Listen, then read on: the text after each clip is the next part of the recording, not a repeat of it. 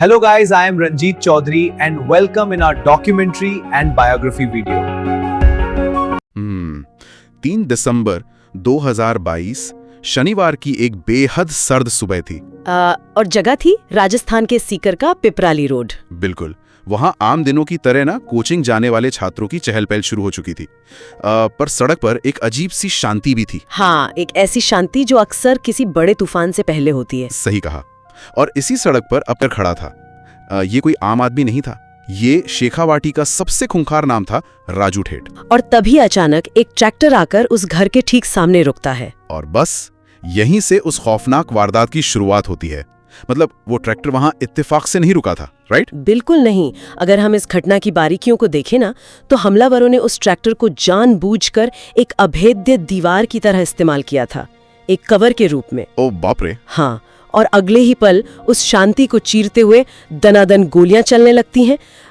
एक या दो नहीं, बल्कि पूरे 40 से 52 राउंड फायर किए जाते हैं। हमलावर कहीं दूर से गाड़ियों में भरकर नहीं आए थे। वे उसी इलाके में, उसी सड़क पर आम छात्रों के बीच में छिपे हुए थे, उसी भीड़ का हिस्सा बनकर इंतजार कर रहे थे। शेखावाटी में पिछले 25 सालों से चले आ रहे एक खूनी गैंग वॉर का अंतिम अध्याय था, और इसे समझने के लिए हमें वापस समय में पीछे जाना होगा। तो चलिए वहीं से शुरू करते हैं। राजू ठेहट, जिसका जन्म का नाम असल में राजेंद्र जाट था, उसका जन्म सीकर जिले के दातारामगढ़ उपखंड में जीण माता धाम के पास एक बेहद साधारण और छोटे से गांव ठेहट में हुआ था। हाँ, एकदम टिपिकल राजस्थानी गांव। मुझे ना हमेशा ये बात हैरान करती है कि एक इतने छोटे से गांव का लड़का, जिसके आसपास सिर्फ खेत और सादगी थी, वो अचानक बंदूकों और खून खराबे की दुनिया का बेताज बादशाह कैसे बन गया? ये सवाल बहुत लाजमी है। मतलब क्या इसके पीछे सिर्फ उस दौर की परिस्थितियां जिम्मेदार थीं, या खुद उसकी अपनी कोई अंधी महत्वाकांक्षा थी? अगर हम दस्तावेजों और पुलिस फाइल्स का गहराई से विश्लेषण करें तो एक बहुत ही दिलचस्प पैटर्न सामने आता है। 90 के दशक का जो शेखावाटी था ना, वो एक बहुत ही अजीब बदलाव के दौर से गुजर रहा था। किस तरह का बदलाव? देखिए, खेती किसानी अब युवाओं को उतना आकर्षित नहीं कर रही थी। उस समय के युवाओं में रातों रात अमीर बनने और समाज में अपना एक खौफ, अपना दबदबा कायम करने की एक अंधी होड़ मची हुई थी। राजू की शुरुआती शिक्षा और उसके बाद सीकर के सबसे प्रतिष्ठित एसके कॉलेज यानी श्री कल्याण कॉलेज में उसका प्रवेश। हाँ, एसके कॉलेज उस वक्त का एक बहुत बड़ा नाम था। हम सब यही मानते हैं ना कि कॉलेज शिक्षा के मंदिर होते हैं जहां युवा अपना करियर बनाने जाते हैं। फिर एक शिक्षा का केंद्र अचानक से अपराध की क्राइम नर्सरी कैसे बन गया?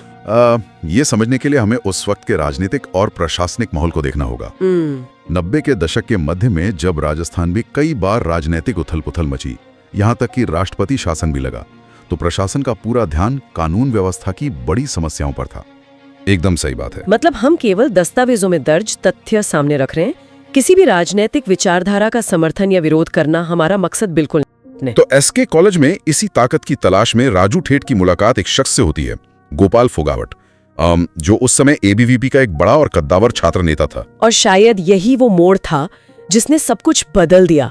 यहाँ कहानी सबसे दिलचस्प मोड़ लेती है। हाँ, आप ऐसा कह सकती हैं। मतलब सत्ता, रसूख और पैसे की चमक ने एक आम गांव के लड़के के माइंडसेट को पूरी तरह से हाईजैक कर लिया था। राजू को शायद ये समझ आ गया था कि जो काम महीनों की पढ़ाई और डिग्रियां नहीं कर सकती, वो काम एक बंदूक और राजनेताओं का संरक्षण चुटकियों में कर सकता है। बिल्कुल। और यहाँ एक बहुत बड़ा कैच है। कैसा कैच? गोपाल फोगावट सिर्फ एक छात्र नेता तक सीमित नहीं था।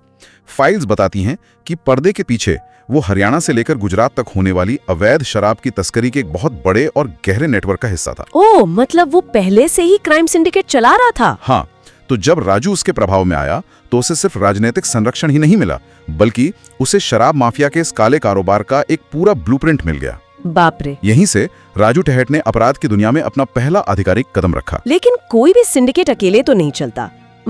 इसी दौरान इस कहानी में एक और बेहद चौंकाने वाले किरदार की एंट्री होती है, बलबीर बानुड़ा। हाँ, बलबीर बानुड़ा, ये नाम शेखावाटी के इतिहास में बहुत मायने रखता है। पर पुलिस रिकॉर्ड्स बताते हैं कि बलबीर शुरुआत में सिर्फ एक आम इंसान था जो गांव से दूध लाकर शहर में बेचता था।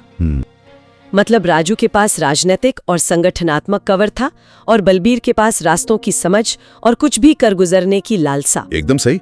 और इन दोनों की इस खतरनाक जुगलबंदी ने कितनी तेजी से अपना साम्राज्य फैलाया, इसके आंकड़े सच में डराने वाले हैं। 1998 से लेकर 2004 के बीच का जो दौर था, हाँ, इन दोनों ने मिलकर हरियाणा से गुजरात तक अवैध शराब की तस्करी का एक ऐसा नेटवर्क खड़ा कर दिया जिसे भेदना पुलिस के लिए भी मुश्किल हो रहा था। इसी दहशत का पहला अध्याय उन्होंने 1998 में लिखा, जब इन्होंने सीकर में भोभाराम हत्याकांड को अंजाम दिया। हाँ, भोभाराम हत्याकांड ये महज एक हत्या नहीं थी, ये पूरे शेखावाटी इलाके के लिए एक चेतावनी थी कि अब सड़कों पर उनका राज है। 2004 की बात है, जब वसुंधरा राजे सरकार के दौरान राजस्थान में शराब के ठेकों की लॉटरी निकली तो राजू और बलबीर ने अपने रसूख और पैसे का पूरा इस्तेमाल किया। अच्छा। हाँ, और उन्होंने जीन माता इलाके में शराब का अधिकृत ठेका हासिल कर लिया। अब वे दुनिया की नजर में वैध व्यवसायी थे। 2004-05 के आसपास इसी जीन माता के शराब ठेके पर बलबीर बानोड़ा का साला विजयपाल सेल्समैन का काम करता था। हाँ, विजयपाल। फाइल्स के मुताबिक राजू ठेठ को शक होने लगा कि विजयपाल शराब को ब्लैक में बेच जाए और हिसाब में भारी हेराफेरी कर रहा है। और शक की कोई दवा नहीं होती इस दुनिया में। बिल्कुल।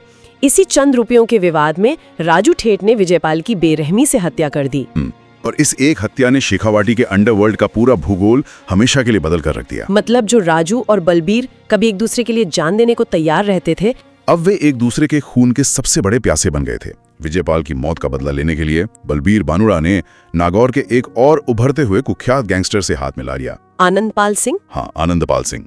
आनंदपाल का अपना एक अलग जनाधार था और उसके पास खतरनाक शूटरों की एक पूरी फौज थी। और फिर इन दोनों ने मिलकर जो किया, उसने पूरे राजस्थान की पुलिस की नींद उड़ा दी होगी। बिल्कुल। 2006 में बलबीर और आनंदपाल ने मिलकर राजू के उसी राजनीतिक गुरु गोपाल फोगावट की सीकर में सरेआम हत्या कर दी। ये शेखावाटी की सड़कों पर लड़ा जाने वाला एक फुल ब्लोन खूनी गैंग वॉर बन चुका था। और इस खूनी संघर्ष का चरम तो तब आया जब ये लोग पकड़े गए। 2012 आते आते राजू ठेहट, आनंदपाल सिंह और बलबीर बानुड़ा, ये तीनों ही पुलिस की गिरफ्त में आ गए और सलाखों के पीछे पहुंच गए। 26 जनवरी 2013 को सीकर जेल में राजू ठेठ पर सुभाष बराल, जो बानुड़ा का आदमी था, वो जानलेवा हमला करता है। राजू बच जाता है और गैंग का कंट्रोल अपने भाई ओमा को दे देता है। फिर अगले साल 24 जुलाई 2014 को बीकानेर सेंट्रल जेल में ओमा ठेठ के साले जयप्रकाश और राम प्रकाश हथियार मंगवाते हैं और आनंदपाल तथा बानुड़ा पर हमला कर देते हैं। इस हमले में बलबीर बानुड़ा मारा जाता है, लेकिन आनंदपाल बच जाता है और फिर वो ईंट पत्थरों से हमलावरों को वहीं कुचल कुचल कर मार डालता है। वो बहुत ही भयानक दिन था। लेकिन देखिए, जेल के अंदर हुए इस खूनी संघर्ष ने सिर्फ एक दुश्मनी को खत्म नहीं किया, बल्कि इसने राजू ठेठ की साइकोलॉजी को भी बदल दिया। 2017 में आनंदपाल सिंह का पुलिस एनकाउंटर हो जाता है। हाँ, वो एक बहुत बड़ा टर्निंग पॉइंट था। आनंदपाल की मौत से राजू ठेठ का सबसे बड़ा राइवल खत्म हो गया। अब शेखावाटी में उसे चैलेंज करने वाला कोई बड़ा चेहरा नहीं था। वो निर्विवाद रूप से सीकर बॉस बन चुका था। सीकर से बाहर निकलकर उसने जयपुर के महेश नगर स्थित स्वेज फार्म में 3 करोड़ रुपए के एक लग्जरी घर को अपना नया ठिकाना बनाया। उस घर का सिक्योरिटी ग्रिड देखिए, चारों तरफ 30 से ज्यादा सीसीटीवी कैमरे लगे थे और 3 हथियारों से लैस गार्ड्स हमेशा उसके साथ रहते थे।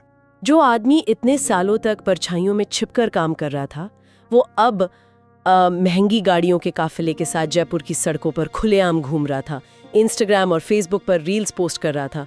उसकी पॉलिटिकल एम्बिशंस भी सामने आ गई थीं। वो दातारामगढ़ विधानसभा क्षेत्र से इलेक्शन लड़ना चाहता था।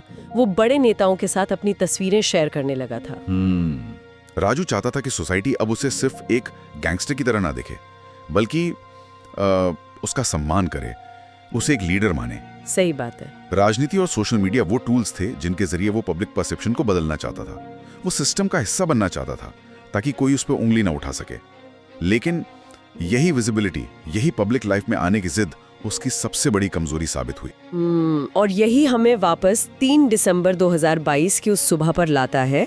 24 साल तक गैंग वॉर में जिंदा रहने वाला, जिसने इतने हमले सहे, जो जयपुर में 30 सीसीटीवी कैमरा और 3 गनमैन के बिना एक कदम नहीं रखता था, वो अपने ही गढ़ सीकर में इतना केयरलेस कैसे हो सकता है कि पैरोल पर आके घर के बाहर बिना किसी सिक्योरिटी के खड़ा हो जाए? क्योंकि उसे यकीन हो चुका था कि अब कोई उसे छू नहीं सकता। उसका कॉन्फिडेंस उसके लॉजिक पर भारी पड़ गया था। मनीष जाट, विक्रम गुर्जर, सतीश कुमार, जतिन और नवीन मेघवाल, हाँ, ये 5 बाहर से आए थे। और ये लोग 6 नवंबर से सीकर के उसी पिपराली रोड पर एक पीजी में, यानी पेइंग गेस्ट हाउस में, कोचिंग छात्रों के वेश में रह रहे थे। उन्होंने राजू ठेठ की दिनचर्या की कई हफ्तों तक रेकी की। उन्हें पता था कि राजू खुद को अपने इलाके में पूरी तरह से महफूज समझता है। इसी अति आत्मविश्वास का उन्होंने फायदा उठाया। एक हत्यारा बहुत ही शातिराना तरीके से एक आम फैन बनकर राजू के पास गया और सेल्फी लेने का बहाना किया। और जैसे ही राजू का ध्यान उस मोबाइल कैमरे की तरफ भटका, बाकी हत्यारे उस ट्रैक्टर की आड़ लेकर सामने आ गए और फिर जो अंधाधुंध फायरिंग हुई उसमें राजू ठेठ मौके पर ही ढेर हो गया।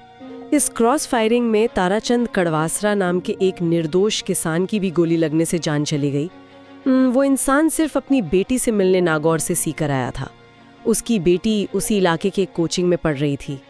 ये बहुत ही दुखद था। उस बेचारे पिता का इस पूरी क्राइम सिंडिकेट से दूर दूर तक कोई लेना देना नहीं था। रोहित गोदारा ने फेसबुक पर एक पोस्ट डालकर इस हत्या की पूरी जिम्मेदारी ले ली। हाँ, उसने बाकायदा लिखा कि उसने आनंद पाल और बलबीर बानोड़ा की मौत का बदला ले लिया है। इस हत्या के बाद जो बवाल हुआ वो भी अभूतपूर्व था। राजू ठेठ और खासकर निर्दोष ताराचंद की मौत के बाद पूरे शिखर में भारी तनाव फैल गया। प्रशासन के हाथ पांव फूल गए थे। हाँ, जाट समुदाय और वीर तेजा सेना ने तुरंत शिखर बंद का आह्वान कर दिया। लोगों का गुस्सा इतना भयंकर था कि उन्होंने साफ कह दिया कि जब तक हत्यारे पकड़े नहीं जाते वे शव नहीं उठाएंगे। पुलिस और प्रशासन पर एक भारी राजनीतिक और सामाजिक दबाव बन गया था। हालांकि पुलिस ने बहुत ही मुस्तैदी दिखाई। महज 24 घंटे के अंदर ही हरियाणा और झुंझुनू बॉर्डर के पास से उन 5 मुख्य आरोपियों को भारी मात्रा में हथियारों के साथ गिरफ्तार कर लिया गया। पुलिस का एक्शन निश्चित रूप से तेज था। हमारा पूरा वीडियो देखने के लिए आपका कोटि कोटि धन्यवाद। हमारे वीडियो को लाइक शेयर सब्सक्राइब जरूर करें। धन्यवाद।